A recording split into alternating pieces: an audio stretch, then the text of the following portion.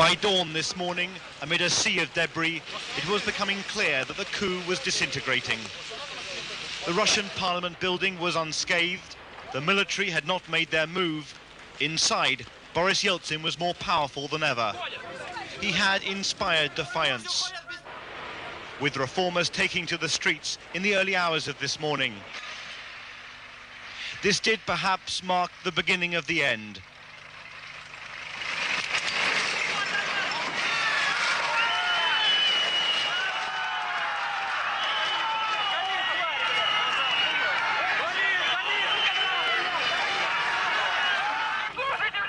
Amid the chaos of street clashes, it was obvious that to reinforce their position, the hardliners would have to resort to violence. Such action between the people and the security forces has not been seen since the early days of the Russian Revolution. There are scenes of extraordinary drama here in Moscow tonight. Scenes of destruction, of fire, even of blood on the streets. This was the only such incident last night. 4 people died, shot or crushed by armoured vehicles.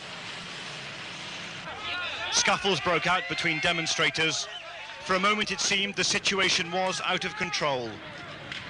But during the night, the new leadership had lost their nerve. The reformers had regrouped just in time. The young conscript soldiers on the streets were bewildered. They too were victims of this coup. Closeted inside the Kremlin, the acting president Yanayev and the other plotters decided they could no longer stay in the city. As they fled down the airport road, it was a humiliation, an extraordinary climb down. It's known they flew from this heavily guarded VIP airport. Their destination, the Crimea. Their intentions, though, remain a mystery. The only time they've been seen in public was on Monday afternoon, when they told reporters that Gorbachev was suffering mental strain. It was, of course, a fiction. And for their betrayal, they may face a trial on charges of treason. Today, their defeat was complete. The Soviet Foreign Minister Alexander Beshmetnik even refusing to rule out the death penalty for the conspirators.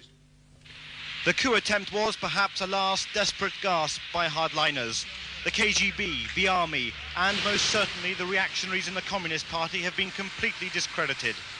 It has, in its way, been a triumph for the reform movement. Robert Moore, News at 10, Moscow.